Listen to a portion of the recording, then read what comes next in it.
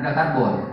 Karena lagi-lagi saya mengutip yang disampaikan oleh Pak Abdullah, ahli geologi dari UNTAD di tahun 2019 ketika kita presentasi di depan BNPB kalau nggak salah, itu beliau sudah bilang bahwa kita hidup di atas patahan paling aktif di Sulawesi, atau yang mereka sebut bahwa we are living on the top of the Fawa. Kita hidup di wilayah paling aktif di Sulawesi, yaitu patahan Palu.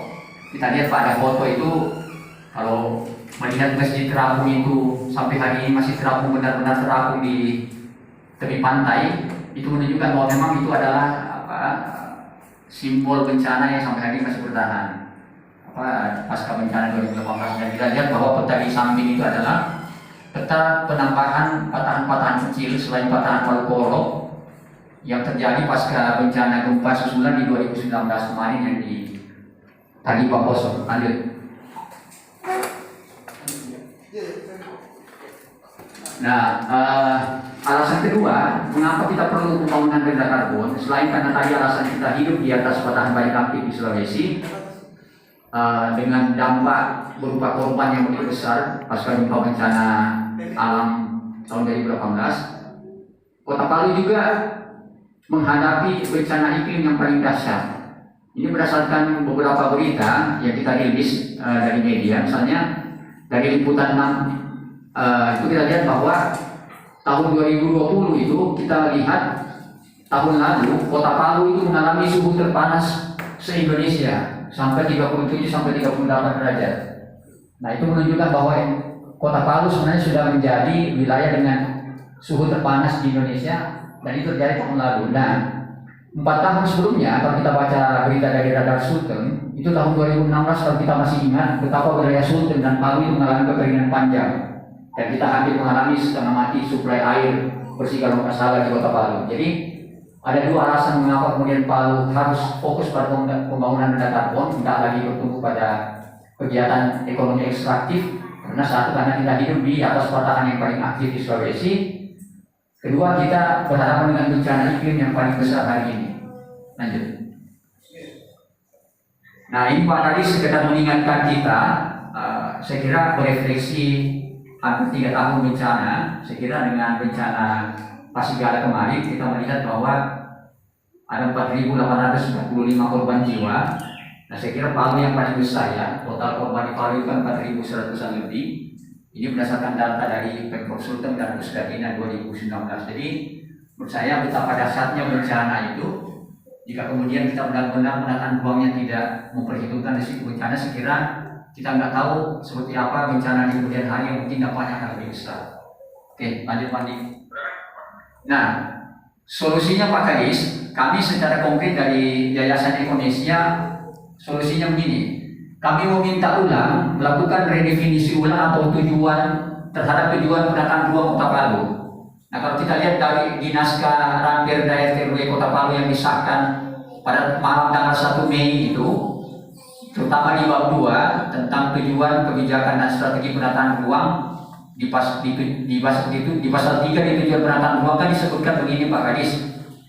Tujuan penataan ruang wilayah adalah untuk mewujudkan ruang daerah sebagai kota teluk dan pusat kegiatan nasional berbasis industri, pendidikan, pariwisata, perdagangan, dan jasa yang berkearifan lokal dan tangguh bencana. Nah, menurut kami Pak Kadis ini sangat kontradiktif.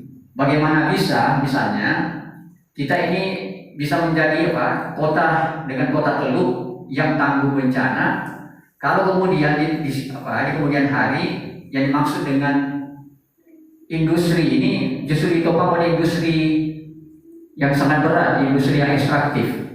Nah, karena ini berarti sangat bertentangan. Bagaimana misalnya kita mau tangguh bencana kalau tetap kita mengandalkan industri yang ekstraktif seperti ya tambang galian C yang masih aktif di wilayah Ujadi, juga kemudian ada tambang galian emas yang masih beroperasi misalnya dengan di sekitar kecamatan Mantiklore, ada CPN misalnya.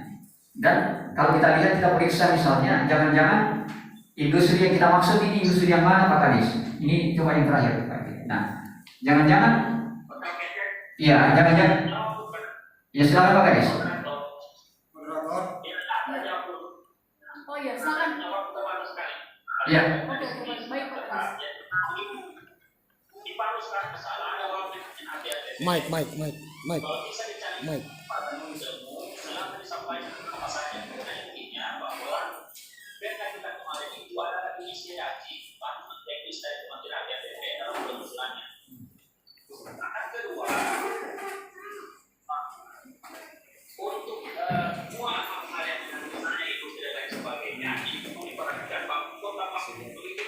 Sangat milik sumber daya sehingga kita harus sebenarnya menghasilkan kita termasuk perikanan, termasuk perkebunan, termasuk pertanian dan sebagainya. Sehingga industri apa yang harus dikembangkan untuk masalah industri seperti apa itu nanti menjadi tugas kita yang sama tidak.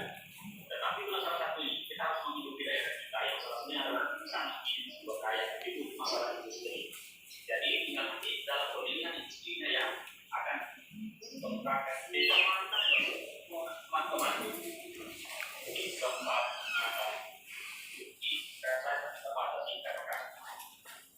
sangat dekat dengan waktu yang mungkin nanti sangat tidak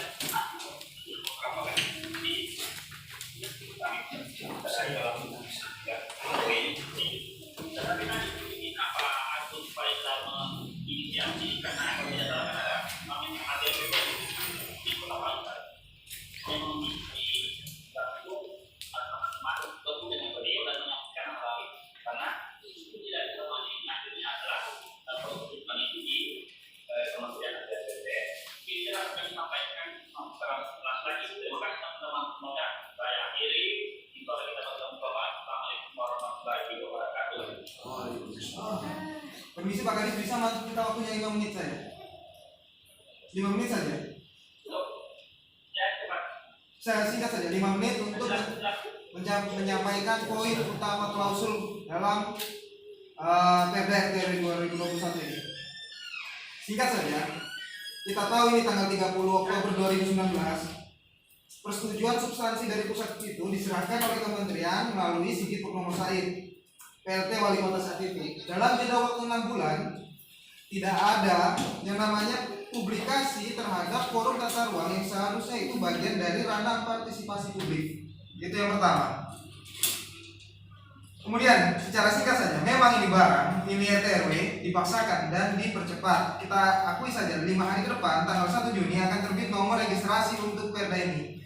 Dan kami akan memasukkan, semoga saja klausul untuk dimasukkan dalam substansi Perda ini bisa diterima. Yang paling pertama misalnya, forum tentang tata ruang, forum tata ruang itu wajib dimasukkan di dalam, sebentar saya bukakan sekalian, wajib dimasukkan di dalam klausul Perda RT/RW. Yang kedua, selanjutnya adalah forum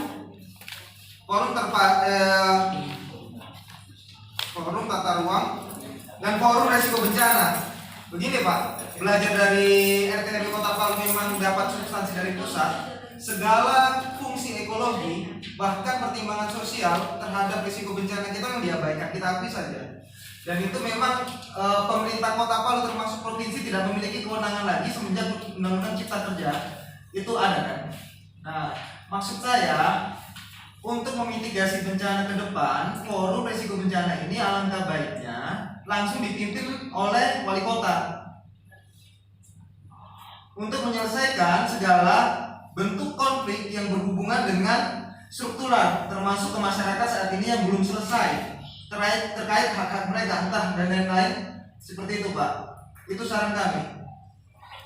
Saya tidak bisa kira gitu Pak. Dan apakah bisa saya minta email Bapak untuk mengirimkan naskah kebijakan atau policy paper untuk Perda RT/RW 2021-2041 ini? Karena memang sudah sisa berapa hari ini untuk keluar nomor registrasi.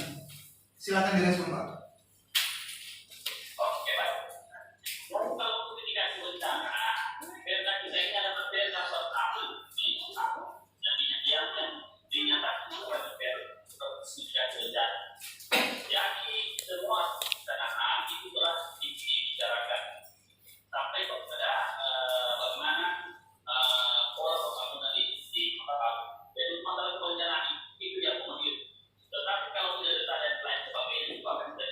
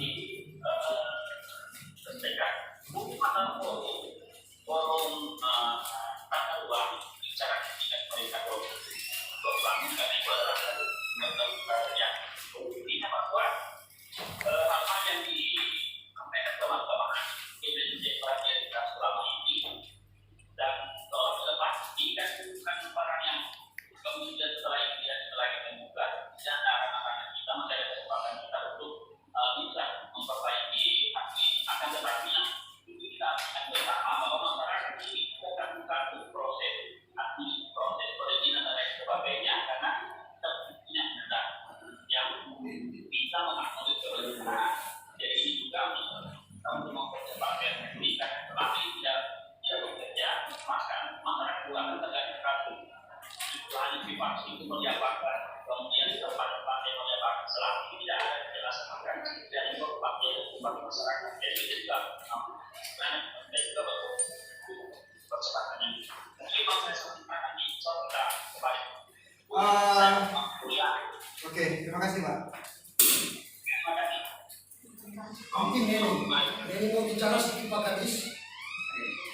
Ya, kita kasih muncul Pak Kadis di sini. Coba kan ini bicarakan soal forum risiko bencana itu karena secara empiris ini Perda tidak bagus. Ya, semoga Ya, mungkin kan yang masih bisa ikut gabung ya. Kami yang hadir di sini di kepalanya kami ini adalah membatalkan rancangan peraturan daerah itu karena menurut kami rancangan peraturan daerah itu bermasalah. Sekalipun kami paham ada satu situasi yang tadi terakhir disampaikan oleh Pak Kadis tentang aspek perizinan karena ruang publik kita butuh perda tata ruang. Tetapi yang ingin saya bilang di kesempatan ini adalah beberapa hal yang terkait kenapa perda ini ada. Ini yang mungkin harusnya juga sama-sama kita sadari. Saya ingin flashback sedikit ke belakang. Peraturan daerah tata ruang ini, rencana tata ruang wilayah ini, itu kan dibahas menjadi perda baru karena kita punya peristiwa 2018. Jadi itu pintunya. Kita punya peristiwa. Jika peristiwanya tidak ada, kita tidak punya alasan untuk mengubah perda itu. Jadi perda kita yang 2011 itu usianya 30 tahun dan akhirnya memang dia bisa direvisi setiap 5 tahun. Lalu kita punya momentum untuk membuat perda baru. Momentumnya adalah peristiwanya peristiwa bencana 28 September 2018. Kita dudukkan di sini dulu perda ini lahir. Itu kenapa akhirnya ada ATR BPN di sana yang memfasilitasi pembahasan rancangan peraturan daerah ini. Karena ada problem ruang di sana, ada soal zonasi di sana yang akhirnya jadi penting untuk dilihat ulang. Jadi peristiwa itu seperti paus kalau di jeda untuk stop dulu peristiwa perusahaan yang sudah terjadi. Ada moratorium atau apalah namanya untuk melihat kembali, menata kembali situasi baru setelah peristiwa. Jadi peristiwa itu harusnya jadi hikmah untuk memperbaiki tata ruang kita. Problemnya adalah setelah akhirnya pembahasan mulai. Yang pertama, Perda itu akhirnya mewadahi undang-undang cilaka itu. Pansus sendiri mengakui itu, Pansus DPRD mengakui itu. Di rekaman-rekaman Pansus itu sendiri ini pertimbangan ekonomi gitu. Jadi ruang itu dilihat dalam konteks ekonomi, bukan dalam konteks keberlanjutan. Jadi undang-undang cipta kerja. Yang kedua, Perda itu berusaha dalam tanda petik mewadahi apa yang ada di kepala wali kota baru. Tadi di presentasinya Asmi ada pasal yang menjelaskan tentang visi. Nah, itu kalau kita lihat visi dan misi wali kota baru Palu ini, saya baca sampai harus saya catat ya. Visinya membangun kota Palu yang mandiri, aman dan nyaman, tangguh serta profesional dalam konteks pembangunan berkelanjutan berbasis kearifan lokal dan keagamaan. Visi ini ada dua kata yang jadi penting dalam konteks kita membahas Raperda ini. Pertama tangguh, yang kedua pembangunan yang berkelanjutan. Visinya Wali Kota Baru. Visi ini turun di dua misi. Ada dua misi yang jadi penting untuk kita bahas di sini. Misi pertama tangguh tadi. Jadi Wali Kota itu membayangkan orang Palu ini jadi tangguh setelah peristiwa bencana. Yang kedua, misinya yang lain adalah membangun tatanan lingkungan yang aman dan nyaman. Nah, di situasi Raperda yang kita tahu sama-sama akhirnya ada kawasan pertambangan, bagaimana kita bisa membayangkan lingkungan yang aman dan nyaman? Di Raperda itu bilang tentang kota telur.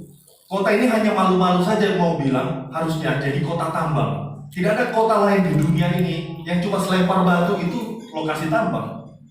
Jadi malu-malu aja kota ini bilang bahwa dia kota kota tambang dengan bilang kota teluk gitu. Karena hampir separuh wilayahnya adalah kawasan pertambangan.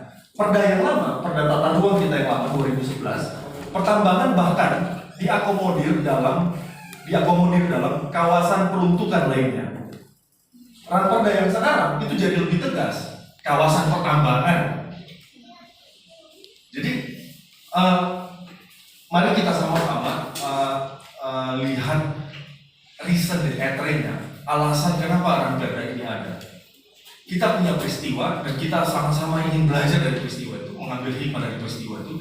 Tetapi sayangnya setelah 2 tahun peristiwa itu, kemudian kepentingan memboncengi Raperda itu. Jadi Raperda itu malah diboncengi oleh kepentingan-kepentingan oligarki untuk kepentingan-kepentingan perusahaan lingkungan dan seterusnya. Ini yang harusnya kita jadikan catatan kita bersama. Saya bahkan dapat presentasinya Wali Kota Baru. Dia tulisnya mimpi. Wah, mimpi Wali Kota Baru itu tentang lingkungan dan tata ruang kota yang berketahanan, aman dan nyaman. Mari kita membayangkan lingkungan yang aman dan nyaman itu di situasi ketika kita dekat dari kawasan pertambangan. Absurd rasanya membayangkan itu. Dan Wali Kota yang baru, waktu kita demo, ketika Raperda itu diserahkan oleh Pansus ke eksekutif, di ruangan parkir Pak Wali sempat saya cegah sebelum dia naik mobil. Lalu dia pertanyakan, ini problemnya apa? Kenapa teman-teman demo? Lalu saya bilang, Pak, karena menurut kami Raperda ini bermasalah proses pembahasannya. Terus dia bilang, lah kan ada konsultasi publiknya. Sebelumnya ada konsultasi publiknya. Di situ problemnya, tadi sudah Andika bilang, di situ problemnya, di konsultasi publik itu problemnya. Konsultasi publik yang seperti apa yang seringkali disebut oleh pemerintah untuk melegalisasi peraturan. Itu yang harusnya kita garis bawahi. Yang lain yang ingin saya sampaikan adalah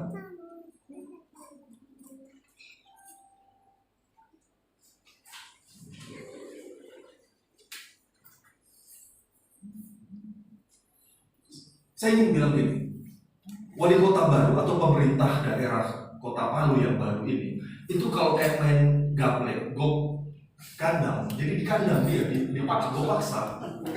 Karena produk Raperda ini dibahas di rejim yang lama. Lalu Wali Kota Baru ini sebenarnya, saya ingin berpikir positif ya. Dia punya mimpi tentang kota yang berketahanan terhadap bencana, tangguh terhadap bencana. Saya terlibat di bulan Desember ketika menyusun indeks ketangguhan kota ini. Ada 10 indikator yang dipakai di seluruh dunia untuk menentukan seberapa tangguh kota, suatu kota. Kita mengukur kota Palu. Kota Palu itu sedang. Satu dari indikatornya itu adalah kawasan penyangga dan ekosistem lingkungan. kawasan penyangga ini itu yang bermasalah di rejim-rejim sebelumnya, dari zaman Cudi, dari lalu berlanjut Hidayat. Nah, kita punya peristiwa dan kita tidak belajar dari peristiwa itu. Ribuan orang mati, kita tidak dapat apa-apa. Hikmah yang kita tidak dapat, suhu kita dapat. Kita bisa lihat pesisir pantai kita bisa lihat bagaimana ruang kita mulai diokupasi oleh teman-teman sekitar. Dan saya ingin tutup apa yang ingin saya bilang, kita tidak dapat apa-apa selain bencana dari peristiwa 2 tahun lebih. Tidak ada. Kalaupun kita membicarakan soal mitigasi bencana, cuma lip service saja. Lip service saja. Tidak nyata. Terima kasih.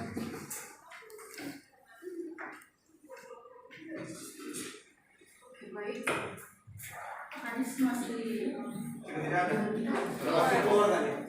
Lagi punya Bin. Oke, jadi begini saya singkatnya. Kalau saya, kekalahan kita di RTRW Kota Palu jadi pembelajaran. Kalah kita, tapi saja kalah. Karena kita tidak bisa memasukkan klausul yang substansif, yang membawa kepentingan masyarakat dan intervensi kita terhadap perencanaan kota ruang ini. Karena 100% pasca OJK melalui PP 21, PP 43, PP 19 dan lain-lain turunannya itu 100% ini merupakan intervensi. Jadi meskipun kita bicara soal ada tambang ada di atas, itu akan kembali ke PP 43 tentang penyelesaian ketidaksesuaian ruang terhadap bencana tata ruang. Dari yang tidak sesuai menjadi dapat persetujuan. Makanya itu penting sekali. Kesalahan kita hari ini adalah tidak memasukkan yang pertama forum tata ruang sebagai tempat kita untuk melakukan kegiatan partisipatif kita terhadap kebijakan yang sudah ada. Yang kedua, forum risiko bencana wajib dimasukkan sebenarnya. Kenapa? Misalnya hak-hak seperti ibu ini dan yang lain-lain yang belum ada di RTRW itu tidak diakomodir, tidak ada. Terus contohnya di mana kita memperjuangkan itu? Sedangkan di RPJMD nanti itu tidak dimuat, Bu. Meskipun ibu melakukan gugatan secara PLT, yang melakukan gugatan tidak ada diakomodir PUN, itu sudah ada di Undang-Undang Cipta Kerja. Saya bukan membuat ibu patah harapan ya, maksudnya jujurnya saja. Kan selama ini kita di Kota Palu ini dibilang zona merah, zona inilah, zona itulah. Pertanyaan saya, adakah diterbitkan sudah itu di sini zona merah, di sini kita tahu zona apa semua? Bukankah kita ini orang Sulawesi Tengah pada umumnya Kota Palu, kita ini berdiri di atas patahan Pankoro dan tidak menutup kemungkinan besok atau sebentar kita terjadi gempa, kita akan anjlok. Itu tadi. Jadi harapan saya ke depannya dipertegas. Itu sampai saya ini mau ke sini, saya mau dipertegas. Kalau mau dibilang kita zona merah pun tidak mungkin besok itu tsunami. Buktinya kita lolos dari tsunami itu. Tidak bisa. Dan juga itu kita berharap mau dapat UNTAP itu tanah sengketa. Sebagian besar orang-orang Kalisea Walahuni itu mereka punya PPB. Kenapa tidak? Di mana pikiran? Harusnya Pak Wali Kota itu jeli berpikir. Itu di seputaran hutan kota masih banyak itu tanah pemerintah. Nah kita orang yang di pesisir pantai tidak sampai 200 rumah itu, karena separuh sudah dapat diposisi. Jadi mesin kita yang punya surat tanah ini mau gimana? Apakah ini kita terus menerus mau sampai mati di dalam Muntara? Sementara di Muntaranya kami sudah banyak mati. Bisa jadi seperti itu. Nah, kenapa mati sudah bahkan ada yang bunuh diri, Pak? Yang anehnya di Muntaranya kami itu banyak yang bukan penyintas. Yang penyintas yang sebenarnya sama dan jam umum tidak dapat apa-apa. Itu di tempatnya kami ada yang dari Pantai Timur, ada yang dari Pantai Barat, ada yang dari Kuraa, ada yang dari Parigi. Itu di Muntara kota, Pak. Dan juga coba pikir itu daya tahannya itu refleks dipakai lantai bagaimana sampai berapa ini? Kita di 2 tahun 7 bulan saya tidak tinggal di Utara, saya bisa tinggal di Merdeka, sana di belakang musola. Ada satu yang tidak bisa Bapak lihat, ada satu yang tidak. Coba Bapak, kalau Bapak saya harap kita semua ini bisa menguangkan Bapak lihat sampai itu kali. Sudah bocor-bocor, dengan keadaan yang bisa kasih di atasnya tenda. Tadi itu sebenarnya kalau ada forum tata ruang kita bisa masukkan PP nomor 19 tahun 2021 tentang pengadaan tanah. Hari ini dibahas itu di Staf Raja. Pas pertemuan kita sekarang, saya sudah tahu itu pertemuan akan dibahas. PP itu adalah turun dari cipta kerja, misalnya untuk pembebasan lahan bermasalah untuk kepentingan investasi. Tanahnya ibu di pinggir pantai, ketika itu bertentangan dengan investasi, tidak ada memenuhi kebutuhan investasi, itu akan dirubah Karena untuk ini, kebutuhan investasi. karena Ibu ini, bisa kehilangan tanah. ini saya takutnya ini, jangan ini cuma akalannya pemerintah. Sudah diatur itu. Tanda kutip, jangan. Kalau memang kamu larang kita di situ, dikasih berhenti itu pembangunan di sekeliling pantai dengan sukacita kita ambil itu tanah. Nanti kita tinggal di gunung. Tetapi pertanyaannya, adakah nelayan yang tinggal di gunung? Lantas kita punya perahu ini apa itu mau dipikul? Kan tidak mungkin, Pak. Kita ini rata-rata nelayan di pinggir pantai. Mau dibilang 1000 perahu, perahu yang mana? Saya tanya dulu, perahu yang mana yang dibagi-bagi? Dan katanya kalau naik saya 1000 perahu, kan itu perahu. Itu perahu. Dengan adanya tanggul, itu tanggul kan tanggul, dia tanggul tuh kan air angin kemana dari barat itu angin. Ini kita punya perahu. Jelas itu satu tubuh begini itu perahu hancur lah perahu. Jadi Pak, tidak betul ini. Jangan kasih terombang ambing kita sebagai masyarakat, kita ini sebagai penyintas, jangan kita dikasih terombang ambing. Kalau memang mau dikasih, bilang mau dikasih. Kalau memang tidak, bilang ya ibu sudah habis itu untuk bahagiakan. Ibu sabar-sabar tinggal itu sampai mati. Bicara saya begitu, supaya kita tidak kesana kemari kita punya pikiran.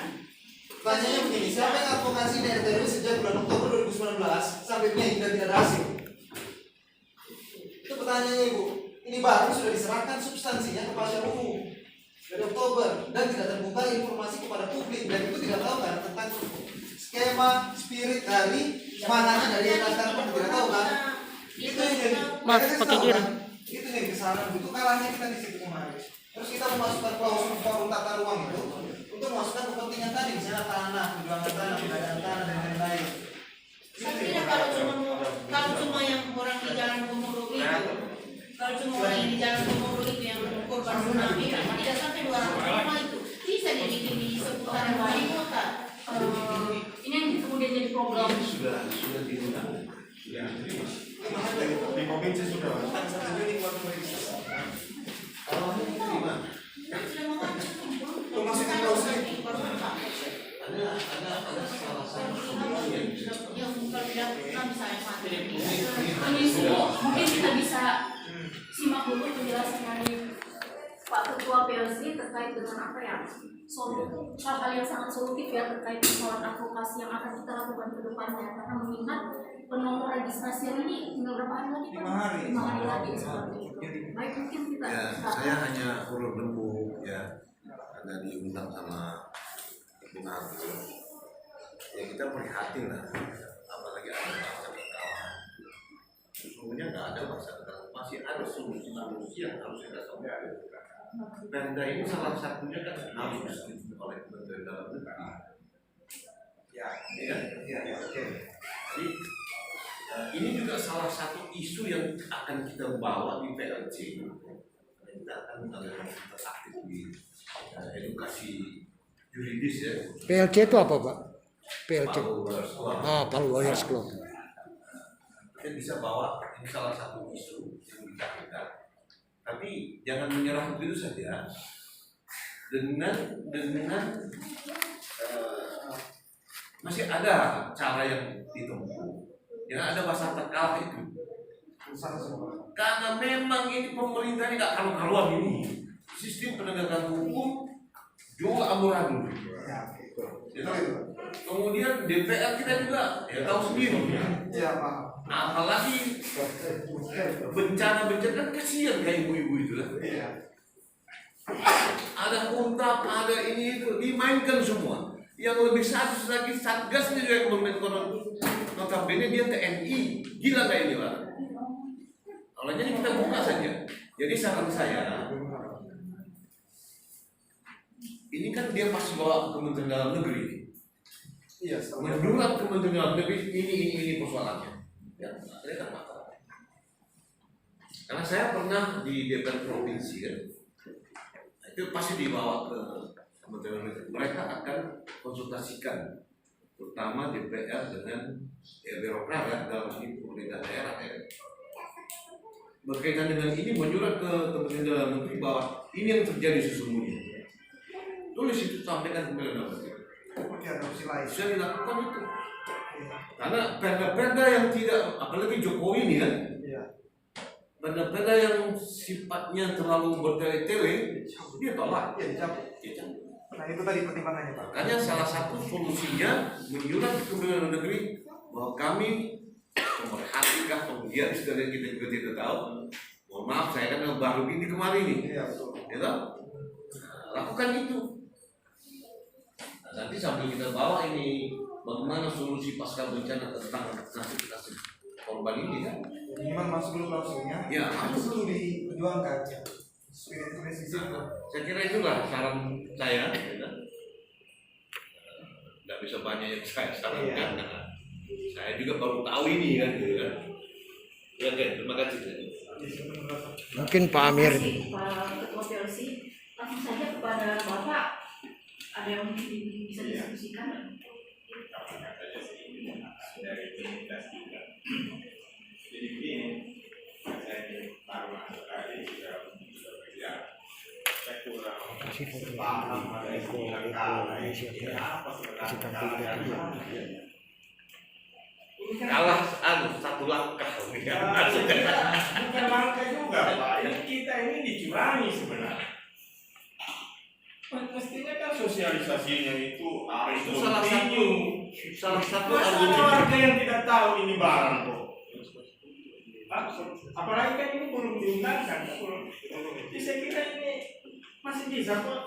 Sedangkan sudah diperdakan atau apa, kalau memang masih ada yang salah kan bisa ditinjau kembali. Ini kan pertama jalur merah, istilah zona merah itu pinggir pantai. Undang-undang kebencanaan kalau saya tidak salah itu kalau kita koreksi itu tidak menghilangkan hak perdata masyarakat korban Pak. Sekarang pemerintah mau pakai undang-undang apa itu dengan bencana ini, hak masyarakat itu dirampas ya, betul itu. Itu yang tidak boleh Pak. Itu yang terjadi di sini. Ini yang terjadi, ini yang dipaksakan oleh pemerintah. Ya, zona merah saya diskusi kita itu di Hotel Guest. BMKG yang dipercaya oleh negara itu belum mengakui bahwa zona-zona yang ada ini. BMKG menyatakan kami sesuai penelitian kami belum mengakui ada zona merah yang ada. Nah sekarang perda ini atau undang-undang ini dari mana mereka ambil? Penelitian dari mana? ATR BPR. Iya, tapi kan harus dilibatkan yang lain-lain. Apalagi BMKG sendiri. Sekarang yang saya cuma mengusulkan, hak rakyat yang ada di pinggir pantai ini, Pak, bagaimana yang barang tidak hilang, tidak dirampas begitu saja. Ya. Itu 5 tahun akan datang, perda ini diundang-undang atau 10 tahun, nanti muncul lagi itu peraturan wali kota. Itu tuh kepentingan investasi, mungkin bangun hotel. Tadi masyarakat sudah dirampas dia. Ini harus dicegah. Ini permainan. Hari ini rapatnya di Kristus sampai Yang saya pernah dengar, teman-teman, di mana-mana itu ada bencana tsunami di pinggir pantai, objek-objek wisata itu bukan turun harganya, Pak, naik. Karena kenapa? Siklus kejadian itu bisa 50 tahun, 75 tahun, sehingga investor itu tertarik. Sekarang kita rakyat kita itu mau bodoh-bodoh, mau diambil saja kita. Dengan jalan penelitian yang kita tidak tahu dari mana zona merah. Ya katakanlah itu sekarang berbahaya bagi masyarakat di tempat. Tapi dia harus tetap miliki, Pak. Bukan dia dilarang juga, miliknya itu haknya diambil. Misalnya dia bikin pondok saja. Ada istilah kalau dulu jalur 2 itu tahun berapa? Jalur 2, jalur hijau. Bangunan yang bisa di situ 50 miliar kan. Kenapa tidak diaturkan supaya api ini tidak hilang? Besok-besok ada yang bisa mengembang di atas 50 miliar, mereka ini bisa jual, bisa beli dari ini, bukan diambil dari pemerintah, Pak. Ini kan yang terjadi di zona merah, macam pesisir pantai Donggala. Yang rusak berat di situ dilarang, tapi yang rusak ringan itu bisa dikembang. Ini ada apa sebenarnya ini? Mana kepedulian semua para pegiat sebenarnya? Jadi saya kira ini perlu. Kalau saya sebagai masyarakat belum bisa mengakui bahwa ini sudah real harus ditetapkan. Kita harus tinjau kembali. Kan masih banyak masalah. Kan ada yang mengakui bahwa istana yang tidak tahu. Terus ada kepentingan harus dirumuskan sebaik-baik mungkin supaya rakyat itu tidak korban, Pak. Yang terjadi kok diambil cuma-cuma hak-hak masyarakat yang dipakai ini. Karena alasan itu tadi bencana bisa merampas. Padahal bukan begitu.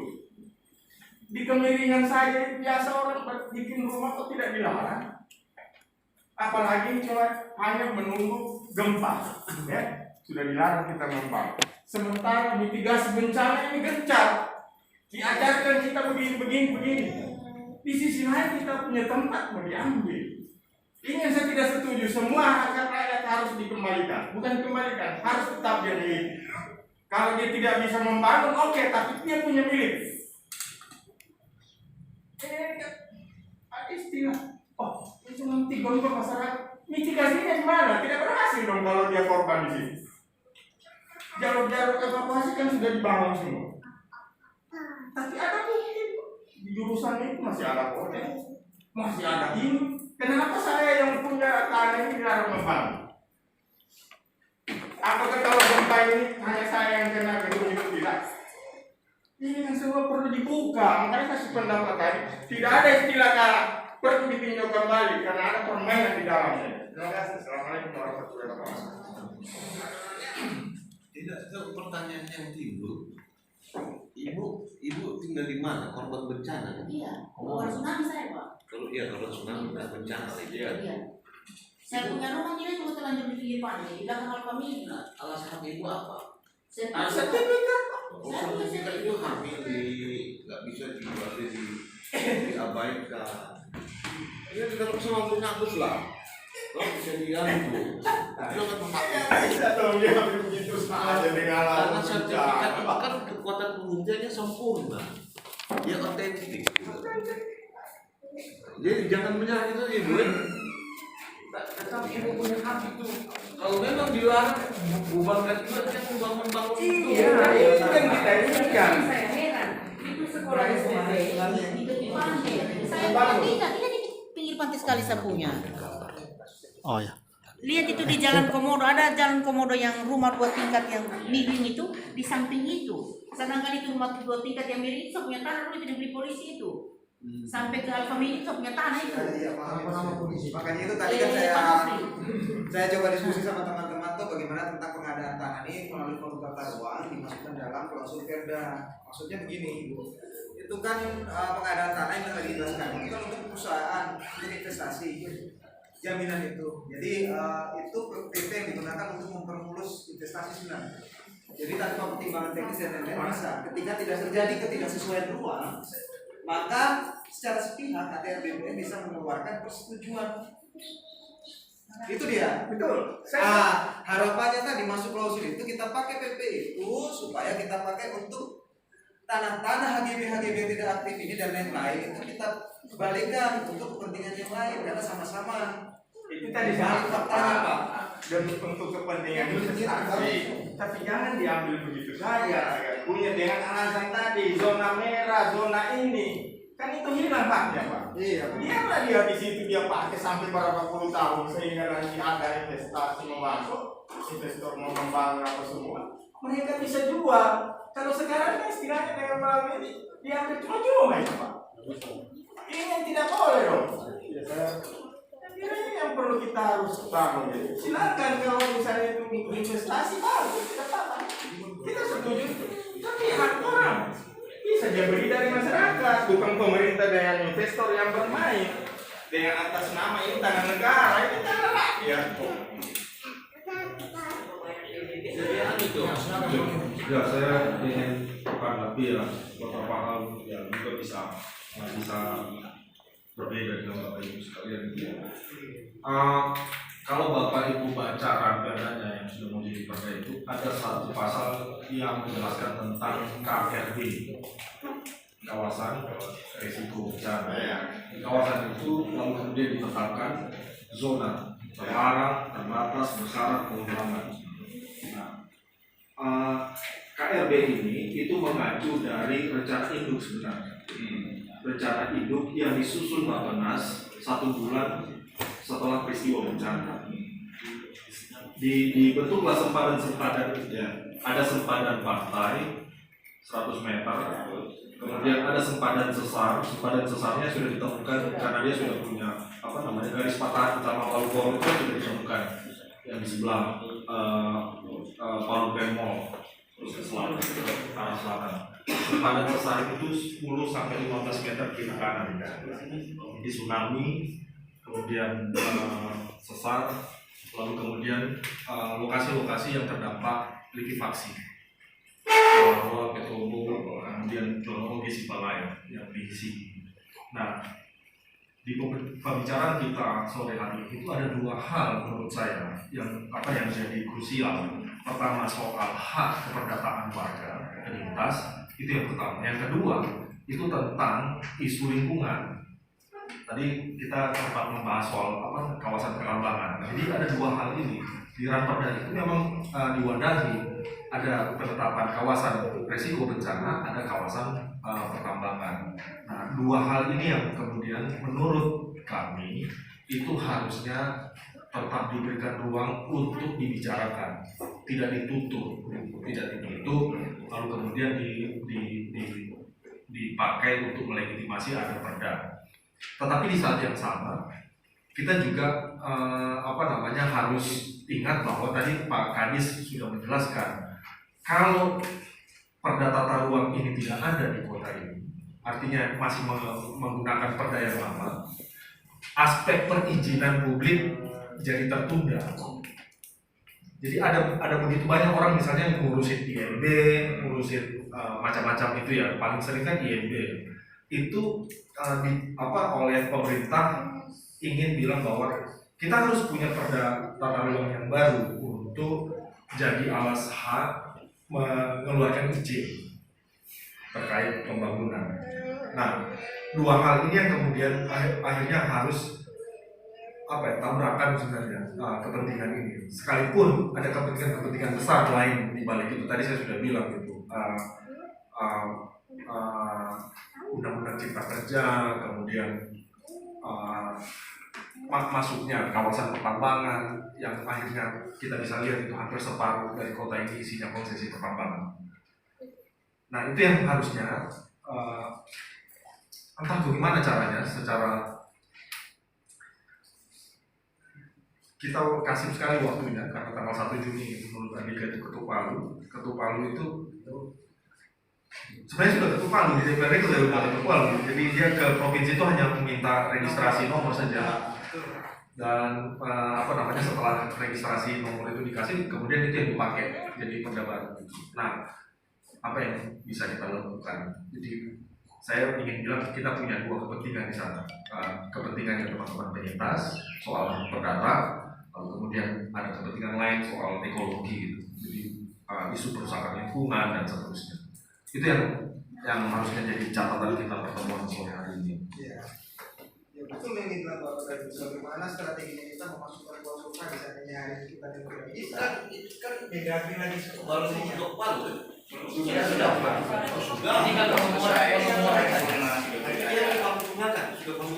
Ini kan sudah selesai. Waktu. Ya, kemudian Itu nggak balik ke DPRD lagi ya? tidak sudah tinggal dikirim komentar. Jadi saya update barusan dapat kabar dari Pansus. Mereka lagi ada sedikit angin segar, katanya akan ada sedikit revisi menurut mereka dari asistensi yang dilakukan antara DPRD kota dengan Biro Konsultan Gubernur. Itu lagi tarik menarik karena kepentingan ini juga sudah dibaca oleh teman-teman. Perubahannya yang di segimana tuh? Makanya Ya itulah dapat poin. Hari ini tadi baru selesai mereka asistensinya ke PU Bina Marga. Tapi itu mereka karena ada revisi, kan memang dibenarkan revisi, tapi kan poin substansi mungkin Pak pernah di DPR jadi paham betul. Jadi saya kira lakukan itu Tembusan tunjukkan ke Kementerian Negeri, tembusan gubernur, tembusan wali kota, dekat provinsi, tapi dengan argumentasi yang akal. Nah, untuk ibu itu saya kira bisa diperjuangkan, bisa diadvokasi dengan rakyat atau Kan yang cuma sendiri banyak. kebetulan ibu tetap melekat itu, tidak boleh dikesampingkan begitu saja. Kalau memang ibu tidak boleh membangun, semuanya tak boleh bangun. Warga ini kan marah ya, karena mereka dipindahkan tanpa kejelasan di saat yang sama. Kalau Bremo tetap ada di sana, Swiss Bell tetap ada di sana, Kenapa kita pindah? itu problemnya. Tapi sertifikat yang kasih ibu ada Ada asal saya. Ada sertifikat. itu melekat itu keberataannya. Maka ya saya berkuar-kuar itu mana saya tidak berkuar-kuar. Saya punya tanah untuk pendidikan. Nah itu Kementerian Negeri kalau ada surat itu pasti ya dia bahas. Tapi kan kalau sesuai dengan undang baru, kalau peraturan itu yang bagus semakin mungkin suatu perda dicabut menjadi kita tidak suka. Kita mau yang bertele-tele. Iya, karena kan dia begini, problem Jokowi itu kan, dia mengejar investasi sebesar-besarnya masuk, tapi tidak memiliki jaminan keberlanjutan investasi tersebut. Memang omnibus law ini Penyakit, jadi dia ingin mempermudah perizinan, di sisi lain ada kepentingan yang iya terpisah. tidak ada jaminan itu. Jadi gimana? Saya sebenarnya merangkul dari semua perjalanan proses tadi. Saya melihat kalau memang ini menjadi sebuah proses juga. Kan kita yang mengundang ini kan forum advokat Pasigala. Tadinya kita bersama Putri, teman-teman pengacara, ada juga dari Palu Lawyers Club, dengan kerjasama dengan kita. Kita lebih bagaimana kalau misalnya tadi sarannya Pak Luis kita mau murati Mendagri, yo siapa yang mau kita undang untuk berartinya itu kan. Dua, Ya, salah satu untuk menanggal disahkan itu PRS harus rajin dengan argumentasi teman-teman dari Komio dengan Eko Indonesia kan. Iya. Bisa draft untuk ini. Kemarin awalnya mau didorong kan panjang ini Pak, 1 bulan kan pasal 1.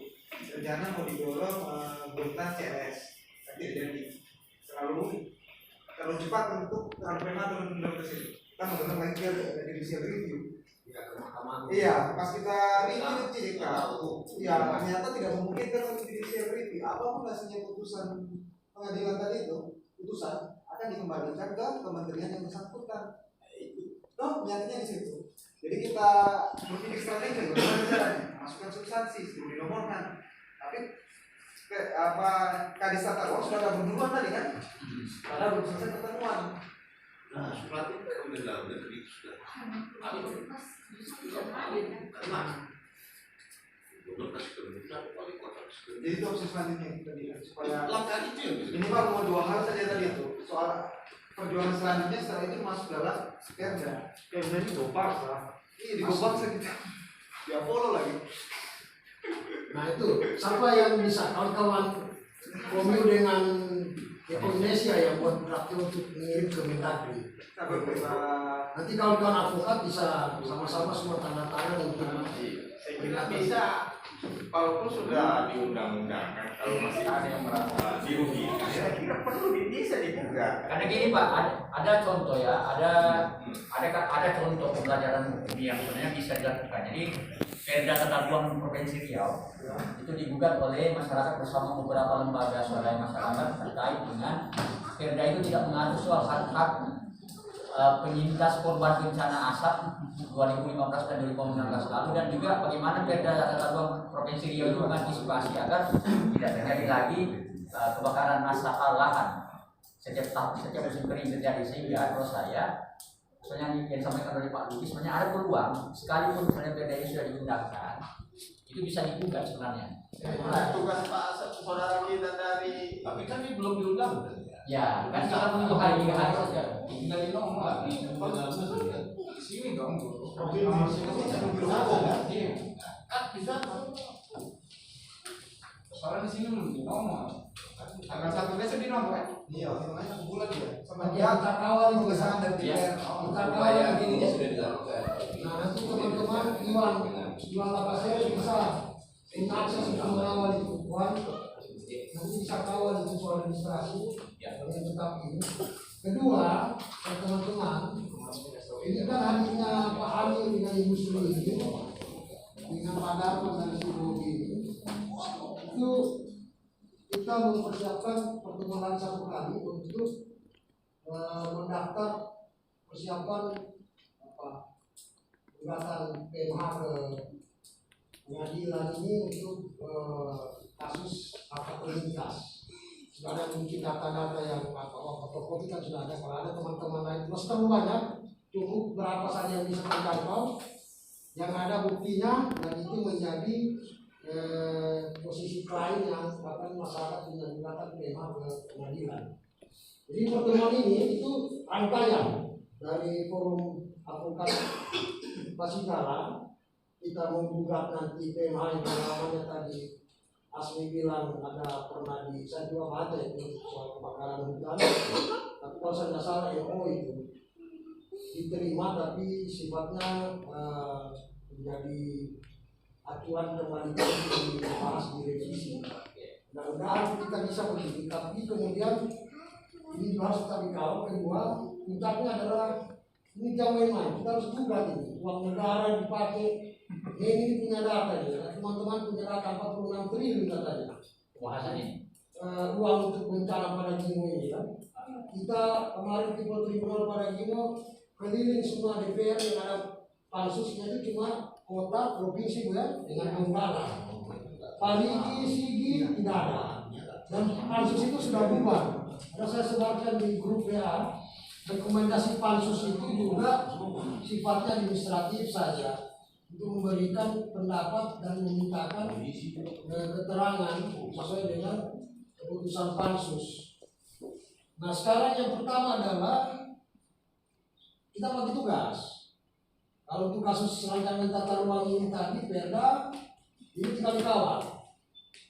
Apakah bentuknya somasi atau kita ambil langkah seperti langkah di Bengkulu. Yang kedua adalah gugatan masyarakat terhadap dana-dana apakah stimulan, upah punya, dana bencana yang sampai hari ini ada beberapa warga masyarakat di wilayah Wadadina itu tidak menerima. Nah ini harus kita bawa ke pengadilan. Karena sudah sekali kita lagi ke DPR cuma sudah tutup pansus. Sudah meninggal hilang. Nah sehingganya ya silakan nanti pengadilan ada terangkan itu kan bahwa di mana itu uang semua itu. Sehingga bapak-bapak masyarakat tadi ini, ibu-ibu tahu betul, puas betul di pengadilan. Kita tinggal lihat tadi lembaga peradilan kita apakah. Tapi masih saya percaya karena kemarin sama Pak Irwan Turkus kita menangkan CSA. Agak bagus ini hakim-hakimnya di Palu, presiden semua. Jadi seperti begitu. Ada saran dari forum advokat pada Gimo terdiri dari teman-teman semua ini. Sekarang sudah kita menjadi anggota kita. Ada Ketua Par Lawyers Club, ada dari LSM, dari PBAR, ada individu ini, ada yang pesan dari siapa? Terus kemudian ada siapa? Dari Komiu, ada anak siapa? Yang kemarin untuk utang. Undek. Seluruh 3 ada 2. Ada 2 ya. Itu juga. Itu sebenarnya punya data itu. Apakah data utang? Nah itu masalah OJK. Sebenarnya OJK ini juga problem. Ini sebenarnya lagi di perjalanan materi. Dia mau bawa soal pemulihan hutang. soal pemulihan hutang. Itu terutama kur-kur yang dibawa itu rata, banyak sekali.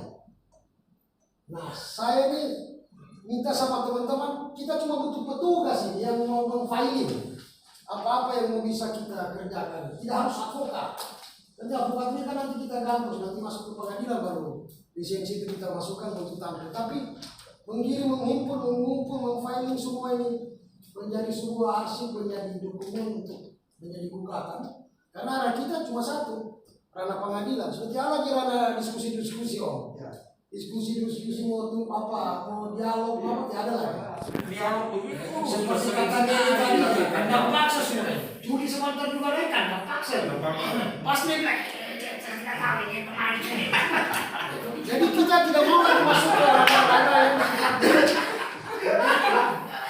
karena saya bilang sama dia, walaupun saya ketua tim hukum loyal, kalau pemilu itu saya bagian dari gugatan yang digugat.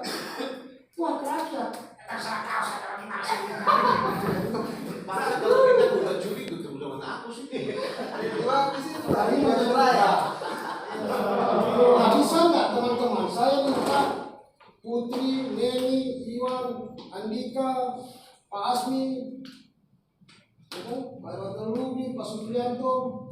Ini bisa nggak? Siapa bisa bagi peran? Kita kan punya grup WA. Ini kita mau fokus 2 sekarang. Kalau misalnya data Iwan, kita OJK. Dia wajib data juga. Nah, 3 ini saja. Tata ruang kita buat, hak penyintas kita buat, OJK kita buat. Karena kalau ini muncul, saya yakin pengalaman Aceh, Jogja itu tidak ada terlibat. Betul katanya mampu diselesaikan, tapi kan tidak merata. 1-2 suara orang itu kan tidak ada jalur hukumnya untuk diaspirasikan. Ya, saya tambah sedikit. Iya. Ini satu ada hak penyintas ini yang sudah tenggelam sama sekali. Padahal itu tentang sekali kewajiban negara, yaitu jaminan hidup yang sudah ditetapkan oleh pemerintah besarannya 600.000 per jiwa. Ya, karena undang-undang katanya 30 hari sampai 90 hari yang dipakai pemerintah kita dikasih kalanya 60 hari itu 600.000 per jiwa per jiwa 600.000 per bulan atau 600.000 2 bulan tuh yang dipakai tadinya kan 3 maksimal 3 ini malah 1 bulan itu ada data contoh di CD itu Pusdatina keluarkan yang harus menerima itu 80 katanya sudah tersosialisasikan 86.000 jiwa kali 600.000 40 miliar lebih. Ini data Pusdatina yang disampaikan oleh gubernur. Jadi kami cek, saya kebetulan warga Sigi bertanya-tanya sampai juga saya minta dinas sosial Sigi. Kami juga minta keterangan dari Dinas Sosial Provinsi. 40 miliar yang sudah tersalurkan. Begitu kita cek Dinas Sosial Sigi, pertama waktu demo pertama baru 9 M. Jadi di mana sisanya? Begitu kita gencar masyarakat yang mempertanyakan, naik sudah 14 M. Sampai hari itu tenggelam. Saya berapa kali ke Dinas Sosial Provinsi bilang, kalau memang ini Pusdatina tidak benar ini keterangan, saya akan temui Pusdatina kamu. Ini sampai ke pusat loh. Ini palata. Makanya saya tanya, tidak ada satupun sudah lembaga yang mempertanyakan ini jaminan hidup ini Pak. Oleh undang-undang, kami punya hak dapat itu 600.000 per jiwa. Ini sama sekali belum dapat. Ada yang belum dapat, banyak tapi banyak yang belum dapat. Ini dapat dikatakan. Ini 1 kali. Memang pembagiannya 1 kali, 600.000.